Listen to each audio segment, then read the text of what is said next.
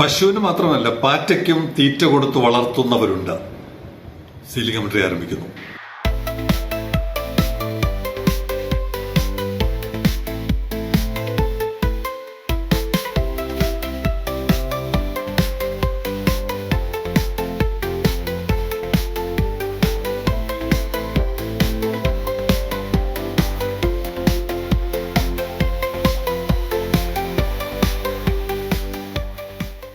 ഈ കഥ നേരത്തെ സീലിംഗ് കമന്ററി പറഞ്ഞിട്ടുണ്ട്.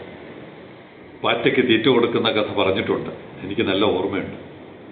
ചൈനയിലാണ് സംഭവം. കോടിക്കണക്കിന് പാറ്റകളുള്ള ഉടമസ്ഥർ കോടീശ്വരന്മാരായിട്ട് അവിടെ പാറ്റകളെ വളർത്തുന്ന കഥയും പറഞ്ഞിട്ടുണ്ട്. ഇത് പറയാൻ കാരണം നമ്മുടെ ഭൂമിയിൽ ഒരു വസ്തുവും, നമ്മുടെ ചില ആളുകൾ ഒഴിച്ച് ഒരു വസ്തുവും പാഴല്ല. എല്ലാത്തിനും അതിൻ്റെതായ ഒരു പങ്ക്, ഒരു കർത്തവ്യം, ഒരു കർമ്മം ഈ മണ്ണിൽ നിർവഹിക്കാനുണ്ട്. അതുകൊണ്ടാണ് പാറ്റയെ വളർത്തി ആ പാറ്റകളെ പിന്നെ തീറ്റയായിട്ടും ഔഷധത്തിനും ഒക്കെയായിട്ട് ചൈനക്കാർ മാറ്റുന്നത്. അവർക്ക് ഒരു വസ്തുവും പാഴല്ല. ഒരു സുഹൃത്ത് എനിക്കൊരു വീഡിയോ അയച്ചു തന്നു. അത് ഷെയർ ഇത് കാണിക്കാൻ പറ്റുമെന്ന് എനിക്കറിയില്ല. കോപ്പിറൈറ്റ് ഇഷ്യൂസ് ഒക്കെ ഉള്ളതുകൊണ്ട് അതൊക്കെ ബുദ്ധിമുട്ടാണ്. ആവശ്യമുള്ളവർക്ക് അയച്ചു തരാം.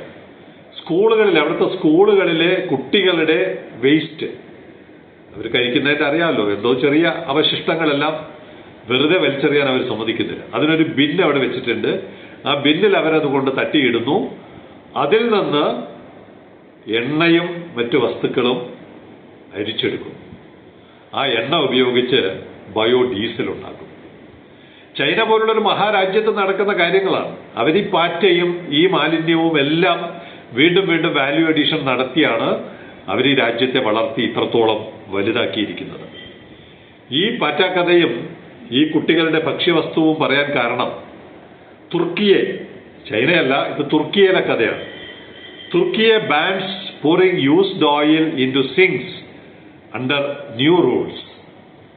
എത്രത്തോളം ഈ ഭരണകൂടം എന്ന് പറയുന്നത് എത്രത്തോളം ജനങ്ങളുമായി ഇടപഴകുന്നു, ജനങ്ങളുടെ ദൈനംദിന വിഷയങ്ങളിൽ ഇടപെട്ടുകൊണ്ട് പോസിറ്റീവായ ഇമ്പാക്റ്റ് ഉണ്ടാക്കാൻ ശ്രമിക്കുന്നു എന്നുള്ളതിന്റെ ഒരു കഥയാണ് തുർക്കിയെ, പഴയ നമ്മുടെ തുർക്കി, ടർക്കി എന്ന് പറയുന്ന രാജ്യത്ത് നിന്ന് വരുന്നത്. അടുക്കളയിൽ, നമ്മുടെ അടുക്കളയിൽ എങ്ങനെ കുക്കിംഗ് നടത്തണം എന്നുള്ളത് ഭരണകൂടമാണ് പറഞ്ഞു തരുന്നത്, തീരുമാനിക്കുന്നത്. ബാക്കി വരുന്ന എണ്ണ bands pouring used oil into sinks under new rules. പുതിയ നിയമപ്രകാരം നിങ്ങൾക്ക് മീൻ വറുത്തതിന്റെ ബാക്കി എണ്ണ സിങ്കിലോട്ട് ഒഴിക്കാൻ പാടില്ല, അല്ലെങ്കിൽ പുറത്തോട്ട് ഒഴിച്ചു കളയാൻ പാടില്ല. അതവർ കളക്ട് ചെയ്യാനുള്ള സംവിധാനം ഉണ്ടാക്കുന്നു. കളക്ട് ചെയ്ത് സംവിധാനം ഉണ്ടാക്കി എന്ത് ചെയ്യാൻ പോകുന്നു? പിന്നാലെ വരുന്നുണ്ട്. The disposal of waste vegetable oils into household sinks will be strictly prohibited, with municipalities tasked with collecting these oils from residences. ഇനി വീടുകളായാലും എല്ലായിടത്തും അതൊന്നും വലിച്ചെറിയാതെ, കളയാതെ അതെല്ലാം കളക്ട് ചെയ്യാൻ അതാത് പ്രദേശത്തെ മുനിസിപ്പാലിറ്റികളെ രാജ്യത്തെ ഭരണകൂടം ചുമതല ഏൽപ്പിച്ചിരിക്കുകയാണ്. അപ്പോൾ ഭരണകൂടം എന്ന് പറയുന്നത് എത്ര ഇന്നൊവേറ്റീവാണ്.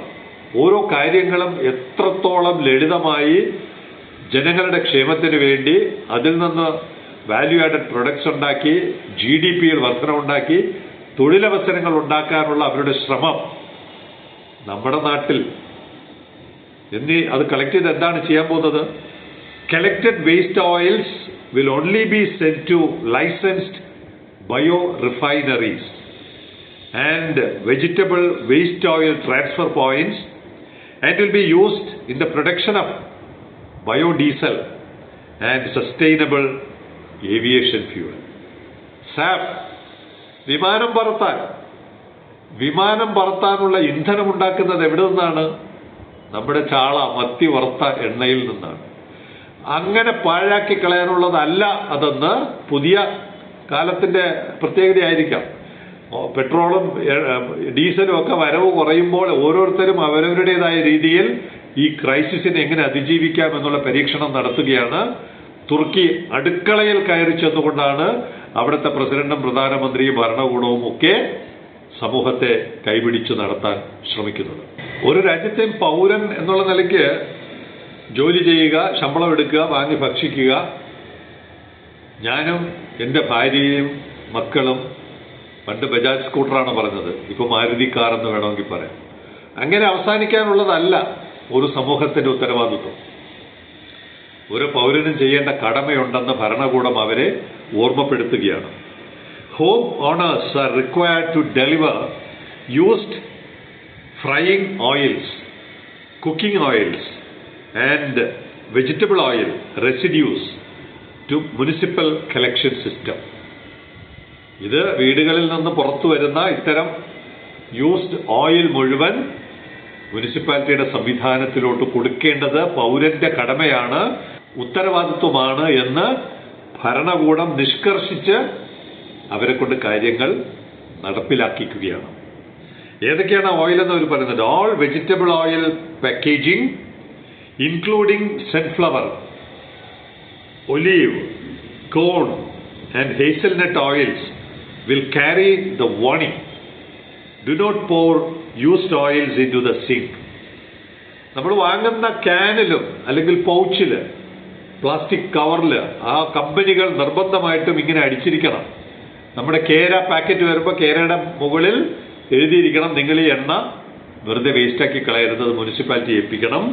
എന്താണ് do not pour used oils into the sink. അപ്പൊ എന്തുമാത്രം ജാഗ്രത എടുക്കുന്നു, ജനങ്ങളോട് പറയുക മാത്രമല്ല അവരെ ഓർമ്മപ്പെടുത്തുവാനുള്ള ഇത്തരം ഇൻസ്ട്രുമെന്റ്സ് ഇടയ്ക്കിടയ്ക്ക് പ്രയോഗിക്കുന്ന തരത്തിൽ ഗവൺമെന്റ് ഫോളോ അപ്പ് ചെയ്യുകയാണ്. കമ്പനികൾ വഴി, മാനുഫാക്ചറേഴ്സ് വഴി ആ ചെയ്യേണ്ട കാര്യം ഗൃഹനാഥനെ, ഗൃഹനാഥയെ അല്ലെങ്കിൽ വീട്ടുകാരെ ഭരണകൂടം ഓർമ്മപ്പെടുത്തുന്നു. ഏതൊക്കെ ആണെന്ന് പറയുന്നുണ്ട്. ഒരു സൺഫ്ലവർ നമുക്കറിയാൻ പരിചയമുണ്ടല്ലോ, സൺഫ്ലവർ. ഒലിവ് ഓയിൽ നമുക്ക് അത്ര പരിചയമില്ലാത്തതാണ്. കോൺ ആൻഡ് ഹേസൽനട്ട് നമുക്ക് അധികം പരിചയമില്ലാത്ത ഓയിലാണ്. ഇത്തരം ഉപയോഗിക്കുന്ന എല്ലാ എണ്ണകളുടെയും അവശിഷ്ടങ്ങൾ മുനിസിപ്പാലിറ്റിയെ നിങ്ങൾ ഏൽപ്പിക്കണം. ബിസിനസ് സച്ച് ആസ് റെസ്റ്റോറൻറ്റ്സ്, വീട്ടുകാർ മാത്രമല്ല, restaurants, hotels and food factories will be considered vegetable waste oil producers. ആ രീതിയിൽ അവരെ കണക്കാക്കി അവരിൽ നിന്ന് എടുക്കേണ്ട ക്വാണ്ടിറ്റി എത്രത്തോളം, സാധാരണ വീട്ടുകാർ കൊടുക്കുന്ന ക്വാണ്ടിറ്റി കൊടുത്താൽ പോരാ, അവർ ഉയർന്ന തോതിലുള്ള ക്വാണ്ടിറ്റി എത്തിക്കണം. അങ്ങനെ ഒരു ഭരണകൂടം എത്ര ലളിതമായ കാര്യങ്ങൾ, ചൈനയിലെ പാറ്റയെ പോലെ തുർക്കിയെ അവിടുത്തെ പാഴായി പോകുന്ന എണ്ണ, അതിന് പിന്നെ അവര് മറ്റു കാര്യങ്ങളൊക്കെ പറയുന്നുണ്ട്. അതർവൈസ് ഇത് ഒഴിച്ചാൽ വെള്ളം മലിനമാകും, മണ്ണ് മലിനമാകും, പരിസ്ഥിതി മലിനമാകും എന്നെല്ലാം പറയുന്നതിനേക്കാൾ പുറമെ പുതിയ കാലത്തെ ഇന്ധന ക്ഷാമത്തെ നേരിടുവാനാണ് aviation fuel, sustainable aviation fuel. ഞാൻ ഇന്നത്തെ രാവിലത്തെ പത്രം വായിച്ചപ്പോൾ പെട്രോൾ പമ്പിൽ നോ സ്റ്റോക്ക് എന്ന് എഴുതി കാണിച്ചിരിക്കുന്നുണ്ട്. ഗുരുതരമായ സാഹചര്യത്തിലോട്ട് പോവുകയാണോ എന്ന് മനസ്സിലാവുന്നില്ല. മറ്റൊരു കോവിഡ് കാലം പോലെ നമ്മൾ അടച്ചു വീട്ടിനകത്തിരിക്കേണ്ടി വരുന്ന ഒരു കാലമാണോ വരുന്നത് എന്നറിയില്ല. എന്തായാലും ഇതിനൊക്കെ ബദലായിട്ടുള്ള മാറി. ഇപ്പൊ ടർക്കി പോലുള്ള ഒരു രാജ്യത്തിന് ഉൽപ്പാദിപ്പിക്കാൻ പറ്റുന്നതിന്റെ 10,000 ഇരട്ടി സാഫ് ഇന്ത്യക്ക് ഉൽപ്പാദിപ്പിക്കാൻ പറ്റും. പ്രധാനമന്ത്രിയുടെ ഒരു നേതൃത്വത്തിൽ ഒരു കമ്മ്യൂണിക്കേഷൻ കൊടുക്കണം. നിർബന്ധമായിട്ടും എല്ലാ വീട്ടുകാരും, എല്ലാ സ്ഥാപനങ്ങളും, വ്യാപാര സ്ഥാപനങ്ങളും, ഹോട്ടലുകളും എല്ലാം ഇത് ചെയ്യണം.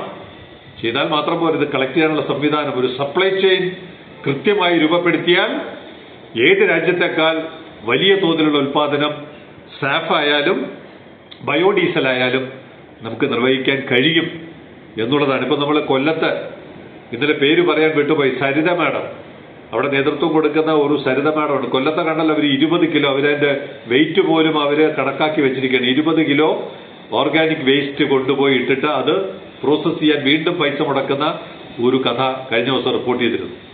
അതെല്ലാം എടുത്തുകൊണ്ട് ഇതുപോലെ ബയോഡീസലോ അല്ലെങ്കിൽ സാഫോ അല്ലെങ്കിൽ മെത്തനോളോ ഏതെങ്കിലുമൊക്കെ ഇന്ധനമാക്കി മാറ്റുവാനുള്ള ടെക്നോളജി എല്ലാം ലഭ്യമാണ്. ഇല്ലാത്തത് എന്താണ്? താല്പര്യം. ഭരണകൂടങ്ങളുടെ താല്പര്യം മാത്രമാണ് ഇവിടെ ഇല്ലാത്തത്. അവരുടെ താല്പര്യം എന്തിനാണ് എന്നുള്ളതും പകൽ പോലെ വ്യക്തമാണ്.